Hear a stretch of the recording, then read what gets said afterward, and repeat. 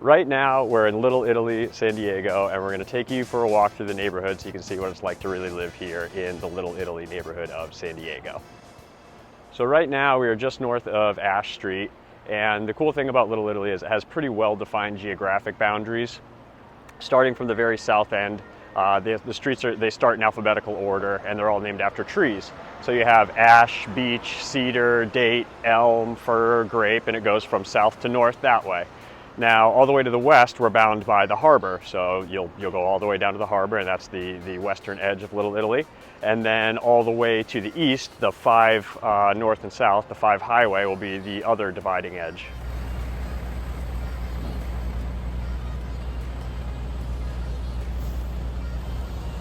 So as you can see behind me, you'll have some of the more high-rise buildings that define the southern end of Little Italy. It's all part of downtown, so it's all in the 92101 zip code, but the southern end has more of the high-rise buildings. And as you move north, basically from about Cedar Street north, you're going to start to see a little bit more of the low-rise buildings, which are basically about 5 to 6 stories or so, and that's kind of what defines the character of Little Italy. And again, India Street's one way, so it's going to run north, and then just parallel to the west of it is going to be Kettner Street that runs south.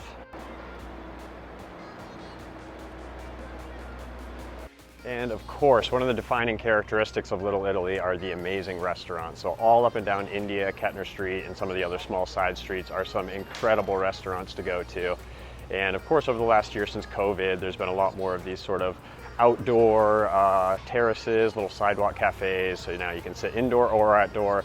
And it's really kind of changed what the neighborhood looks like, but it's really awesome because there's a ton more seating. You can sit outside and it really feels like a little kind of European city.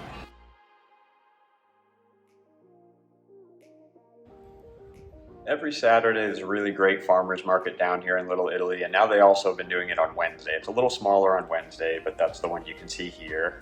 Around the Piazza della Famiglia, it goes all the way up and down there for a few blocks. You can get fresh fish, produce, meat, fruit, all kinds of little crafts. It's a really awesome market. And so yeah, every Saturday, and then there's a smaller one on Wednesday. There's also some street performers at night. Sometimes there's music, and it's just a really awesome little area to walk around.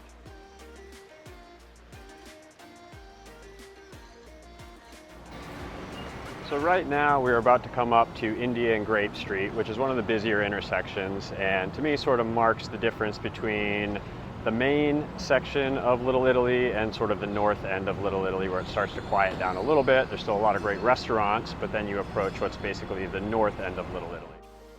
And as we're at the intersection of India and Hawthorne, you'll have 2 classic shops that you have to hit. A Centis Pasta, where it's all handmade pasta. They actually distribute a lot of the pasta to the restaurants around here, so you can go pick it up at the counter and they get little bags and different sauce and handmade pasta, but it's incredible, and it's definitely one of those places you got to stop in and check out while you're in town. Directly across the street from it, you'll have Mona Lisa Deli, which of course is another landmark. They've got incredible deli counter. You can go there for lunch, get sandwiches, a bunch of cold cuts, cheese, all that kind of stuff. So if you're in town and you want to have lunch, stop at Mona Lisa. If you're having a party, go there and get a bunch of meat and cheese for a charcuterie board. As you move north up India Street, there's a couple really great wine bars as well. Caruth Cellars is down on Kettner Street, Pali Wine on India, and then almost directly across from Pali Wine is my favorite, Vina Carta, where they specialize in a lot of international wines, a lot of naturally produced or minimally produced wines, so really awesome wine there.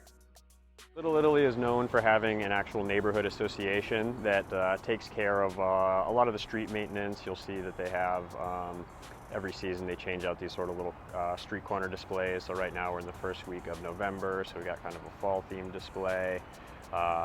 They have string lights that kind of go up and down India and Kettner Street, and those are colored.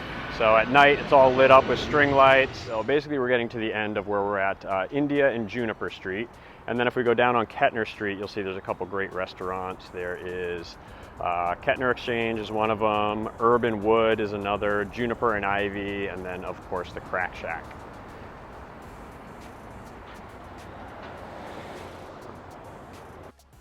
Ballast Point will be one of the well-known microbreweries, so they've got a whole interior brewery there. and then the whole big sidewalk cafe you can hang out on. Ellita Hall has great cocktails, wood-fired pizza, and there's a ton of TVs, so a great place to watch a game. And don't forget to pay your parking meter. These guys are everywhere.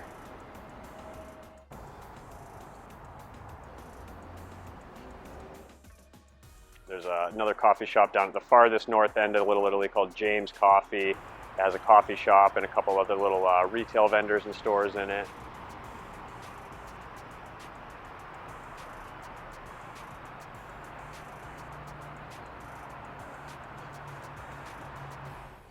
Little Italy is a historic neighborhood that was predominantly earliest known for the tuna fishing industry. It was actually at one point known as the capital of tuna fishing. So both fishing and canning. There's quite a few old warehouses around here where you'll see that they used to be the tuna canneries. Now they've been remodeled or revamped. Some of them are restaurants, some of them have been turned into more modern lofts.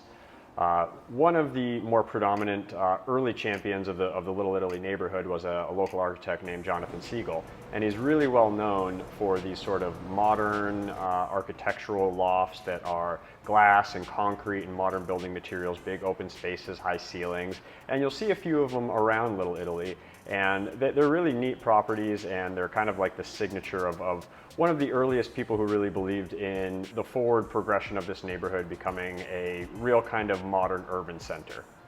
So one of the things you have to keep in mind if you're thinking about living around downtown, Little Italy, anything like that, is it is an urban center. So there's a lot of noise, there is a lot of people, there's going to be homeless activity. At the north end of Little Italy, the buildings are a little bit lower because the planes fly directly overhead, so the flight path is pretty much ever present at the north end of Little Italy. And a few other neighborhoods in San Diego, that will also be a factor. For example, Ocean Beach and Point Loma, the planes take off and fly over there. And right now, for example, there's a plane landing in the background, so you hear a little bit about what the average daily noise and background noise will be if you do choose to live in sort of the north end of Little Italy.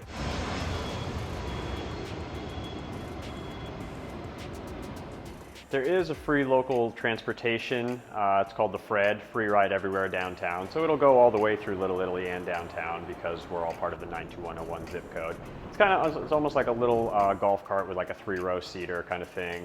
I'll be honest, I've downloaded the app and I've called them before and they just don't show up. So I wouldn't rely on it, but supposedly people do get around downtown on it. Besides that, there's also the Lime scooters, the birds, all that kind of stuff will be out on the side streets. So you'll see those around, and if you have those apps, you can always use those to really get around effectively. They're literally at almost every street corner if you're on India or Kettner. All right, what do you think? Now that you've had a chance to tour Little Italy like a local, do you think it's someplace you'd want to live? Definitely don't hesitate to give me a call, reach out if you have any other questions, and hopefully I will see you around the hood.